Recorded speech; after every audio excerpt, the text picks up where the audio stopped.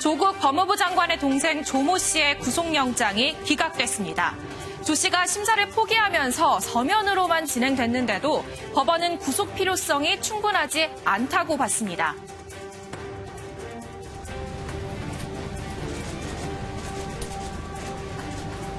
운동하고 공사비 소송, 위장 소송이라는 이거 어떻게 생각합니까?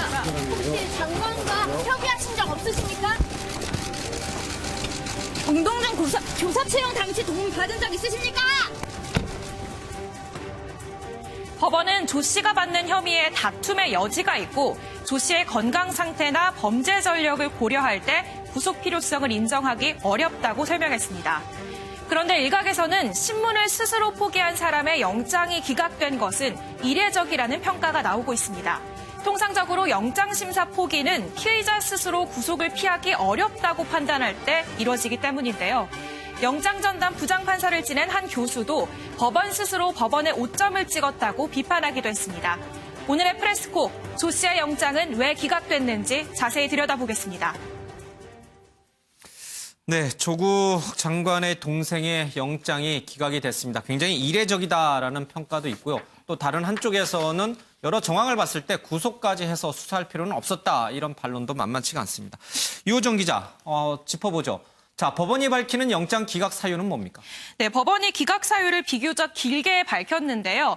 우선 혐의와 관련해서는 주요 범죄, 그러니까 배임 혐의에 다툼의 여지가 있으며 배임 수재 부분에 대해서는 사실관계를 대체로 인정하고 있다는 점을 기각 사유로 들었습니다. 또 주거지 압수수색 등 광범위한 증거 수집이 이미 이루어졌고 여러 차례에 걸친 피의자 소환 조사도 이뤄졌다는 점도 감안됐습니다. 여기에 피의자의 건강 상태와 범죄 전력 등을 참작해 최종적으로 현 단계에서 구속의 필요성을 인정하기 어렵다고 판단했습니다. 사실 수사는 불구속 수사가 원칙인데 수사를 위해 구속의 필요성이 인정될 때에만 구속이 허용됩니다. 사안이 중대하거나 증거인멸이 있거나 도주 우려가 있을 때가 여기에 해당되는데요. 그런데 범죄 혐의는 다툼의 여지가 있고 증거인멸이나 도주 우려는 이미 증거가 수집이 됐고 지금까지 수차례 소환이 됐다. 그래서 인정되기 어렵다고 봤습니다. 예. 영장이 기각될 만한 사유가 있었다라는 게 이 영장을 실질적으로 심사한 판사의 판단이에요. 그렇죠?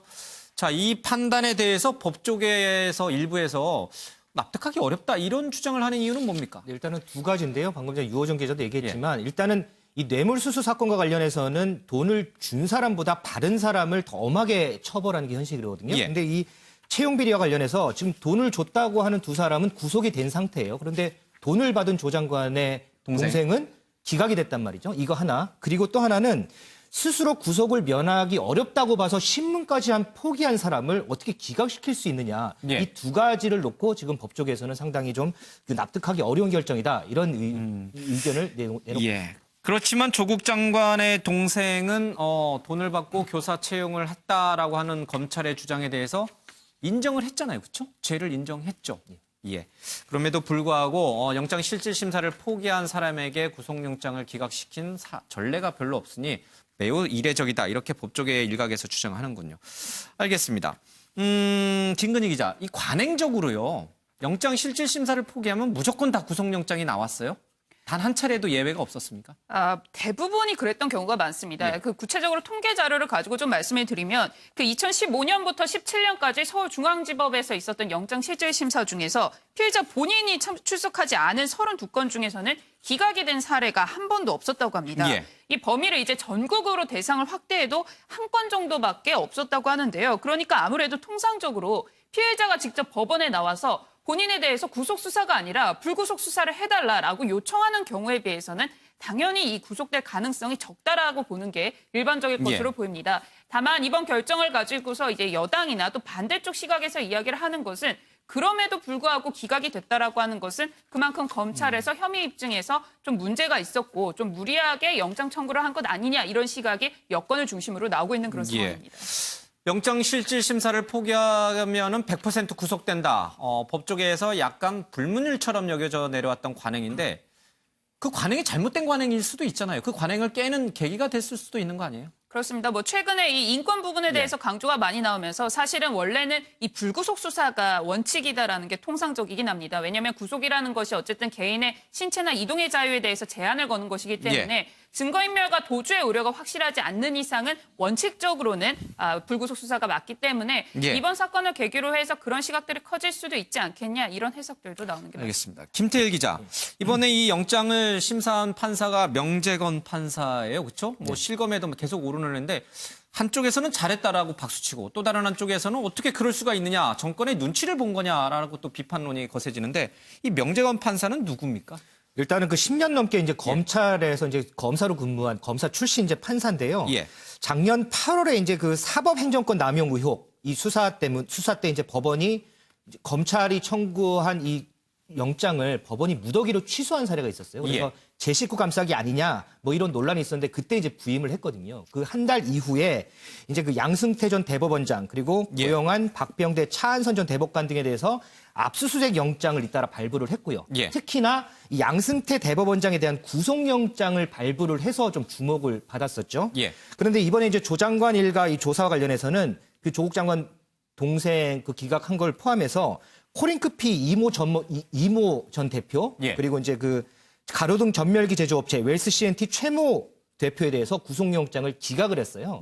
지금 조국 장관 일과 관련해서 6건의 영장이 청구가 됐는데 3건이 발부가 되고 3건이 기각이 됐는데 이 기각된 3건 모두 이 명 부장판사가 맡은 그런 사건입니다. 그래서 야당이라든지 아니면은 이 조국 장관을 비판하는 쪽에서는 명재건 판사가 여당이나 청와대 눈치를 보고서 조국 장관을 편들어주는 그런 행위를 했다 이렇게 지금 보고 있는 거군요. 그런 비판도 나오고 있습니다. 알겠습니다. 최경선 의원님, 사실 이 법원이라고 하는 것은 우리 사회의 최후의 보루예요, 그렇죠? 뭐 사실 공방 또 진위를 최종적으로 가리는 곳인데, 자 영장 실질판 심사했던 판사가 내린 결정을 글쎄요 대체적으로 우리가 수용하는 게 바람직한 태도인 것 같은데 굉장히 정치적 공방으로 좀 가고 있네요.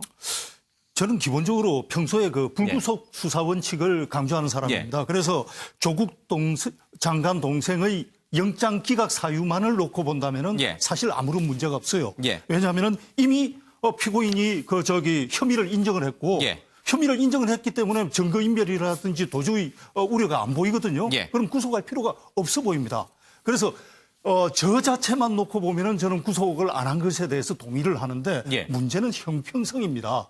누군 구속을 하고 누군 구속을 안 하고 하면은 사실은 그 판사도 사람이기 때문에 개인적인 성향이 있을 수 있습니다. 정치적인 성향이 있을 수도 있고 하지만은 그런 개인적인 성향이 판사라는 공직에 영향을 줘서 그 성향이 공적인 업무에 반영이 되면 안 되는 것이거든요. 그런데 지금 이 판사의 경우에는 뭔가 보수 쪽에 있는 분들한테 영장 심사를 할 때는 영장을 발부를 하고 그 반대편에 있는 사람들한테는 영장을 발부하지 않는다. 이런 어떤 의심을 초래한다든지 그리고 아까 주범 종범의 문제에 있어서 본다면은 당연히 주범이 더 큰 죄를 지었는데 종범은 구속을 하고 주범을 구속하지 않았다. 이거는 정말 앞뒤가 안 맞는 형평성이 안 맞는 거거든요. 판사의 가장 큰 덕목 중에 하나가 이 공정성을 지키는 것이라고 본다면은 이번 구속영장 기각은 전체적으로 본다면 좀 문제가 있다. 이렇게 정리하고 싶습니다. 가급적이면 법원의 판단에 대해서 우리는 뭐 좋다 또는 좋지 않다라고 비판은 할 수 있겠습니다만은 그 판사의 이름을 실명을 거론해서 위협을 한다든지 뭐 이런 것들은 좀 좋지 않은 행위인 것 같습니다. 알겠습니다. 논란이 좀 시끄럽군요.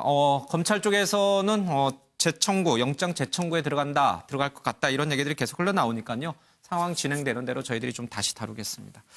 자, 조국 동생 또 가족들에 대한 수사가 진행이 됐고요. 그리고 정경심 교수에 대한 3차 소환도 끝났어요. 자, 또 법조계 검찰 안팎에서는 정경심 교수에 대해서 과연 검찰이 구속영장을 청구할 거냐 하지 않을 거냐 이런 얘기들이 많이 나옵니다. 지금 검찰은 어떤 고민을 하고 있는 겁니까? 네, 이 정 교수의 신병 처리 문제와 관련해서 고심이 깊어질 것 같은데요. 일단 검찰은 조 씨에 관련해서는 구속영장 재청구를 검토하겠다고 즉각 밝힌 상태인데요. 예. 이 조 씨의 기각 사유가 검찰로서는 신경이 쓰일 수밖에 없습니다. 왜냐하면 이미 주거지 압수수색이 이루어졌고 수차례 소환 조사를 했다는 점을 기각 사유로 들었고 예. 여기에 이례적으로 피의자의 건강 상태까지 기각 사유로 함께 든 상태입니다. 그런데 정 교수 역시 이 주거지 압수수색에 소환 조사까지 이뤄진 상황이고 조 씨와 마찬가지로 건강 상태가 좋지 않다고 밝힌 상태입니다. 예. 여기에 정 교수는 이 장관의 부인이기 때문에 도주 우려가 인정되기가 쉽지 않다는 점이 오히려 더 더해지거든요. 예. 그럼 검찰이 만약 정 교수의 구속영장을 청구한다면 이 증거인멸의 우려가 있다는 쪽으로 논리를 세울 가능성이 큰데 만약 이 영장이 기각되면 조 씨와는 비교할 수 없을 정도로 이 과잉 수사라는 비판을 훨씬 더 크게 받을 수밖에 없는 상황이기 때문에 훨씬 더 신중한 선택을 예. 할 가능성이 큽니다. 또 일각에서는 이 법원이 조국 장관 동생의 영장을 기각했기 때문에 오히려 정경심 교수의 구속영장을 발부해줘도 상대적으로 비난을 덜 받을 것이다. 뭐 그래서 부담을 덜었다. 이런 식의 이제 해석도 나오는데 글쎄 뭐 좀 과히 많이 나간 그런 해석인 것 같기도 합니다. 자, 김태일 기자, 정경심 교수하고 앞서 우리가 다뤘던 자산관리인 김경록 씨의 진술이 엇갈리는 부분이 좀 있어요. 이른바 이 PC라든지 하드디스크 증거인멸을 누가 먼저 제안한 거냐, 누가 지시한 거냐 좀 다르죠. 일단 저희가 지금까지 알고 있는 예. 거는 김 씨가 이제 조 장관 그 자택에서 예. 하드디스크 교체를 하거나 이제 동양대 연구소에서 노트북 반출한 거는 예. 정경심 교수의 지시에 의해서 한 거라고 이렇게 알려지지 않았습니다. 예. 그런데 이제 알릴레오 방송을 보면 이거하고 좀 다른 내용이 나옵니다. 그 본인이 이게 여주로 내려간 건 유리한 자료를 확보하기 위한 것이다라고 아까 저희가 보지 않았습니까? 그런데 이제 주체가 조금 애매모호합니다. 이 주체가 이 김경록 씨가 자체적으로 판단을 해서 그 동양대로 내려가서 유리한 파일을 확보하려고 하려고 한 건지 아니면 정경심 교수가 내려가서 이거 파일을 좀 확보해라라고 얘기를 한 건지는 분명치가 않습니다. 이 부분은 예. 김경록 씨가 얘기를 하고 있지 않거든요. 그렇기 때문에 이 부분은 과연 주체가 누군지가 좀 명확한 것 같고요. 그리고 좀 아까 말씀한 것처럼 이 증거인멸에 대한 이런 처벌 수위가 상당히 높습니다. 그렇기 때문에 김경록 씨가 뭐 좀 꾸며내서 얘기했을 수도 있고요. 이 예. 부분은 좀 재판 결과를 좀 봐야지 명확하게 알 수 있을 것 예. 같습니다. 기존에 알려진 언론 보도는 정경심 교수가 시켜서 이 증거인멸에 가담한 거다라고 김 씨가 검찰에 진술했다. 이렇게 언론에 많이 보도가 됐는데 오늘 공개된 녹취록들을 보면 꼭 그런 것만은 아닌 정황들도 곳곳에 누출이 된다. 어쨌든 정경심 교수는 이 자산관리인 김병록 씨가 먼저 제안해서 그렇게 하드디스크라든지 아니면은 뭐 PC 교체 이런 것을 했다라고 지금 얘기를 하고 있죠. 알겠습니다. 이 부분도 좀 저희들이 진위 공방을 좀 따져봐야 될 것 같습니다. 자, 이 시간이 좀 많이 가가지고 저희들이 다 다루긴 좀 그렇고요. 김근희 기자. 네. 휴대전화 압수수색 영장이 기각된 것이 알려졌는데 이건 어떤 내용입니까? 네, 그 검찰이 조국 장관과 정경심 교수의 휴대전화 압수수색 예. 영장을 청구했는데 법원에서 뭐 2차례 이상 기각했다 이런 보도가 예. 나왔습니다. 그래서 이 검찰 측의 입장에 따르면 증거인멸 혐의나 또 이 최성해 동양대 총장과 통화 등에 관련한 의혹들을 확인하려면 이 휴대전화 압수수색이 필요하다 이런 입장이었던 것으로 알려졌는데요. 예. 이와 관련해서 이 야당 쪽에서는 이 검찰의 이 영장 청구와 관련해서 법원이 기각을 한 것과 관련해 이 조국 장관은 민정수석 당시에 영혼 탈곡기라는 별명까지 들으며 많은 공무원들의 휴대전화를 임의로 조사를 했는데 왜 이 정경심 교수와 조국 장관에 대한 압수수색은 기각을 했느냐라면서 야권에서는 이 부분과 관련해서 비판을 하고 있는 그런 상황입니다. 알겠습니다. 아유, 엄청나게 많은 뉴스들이 쏟아져가지고요. 저희들이 하나하나 따라가기도 좀 숨이 헉헉거릴 정도인 것 같습니다. 자, 이 정도로 정리하고요.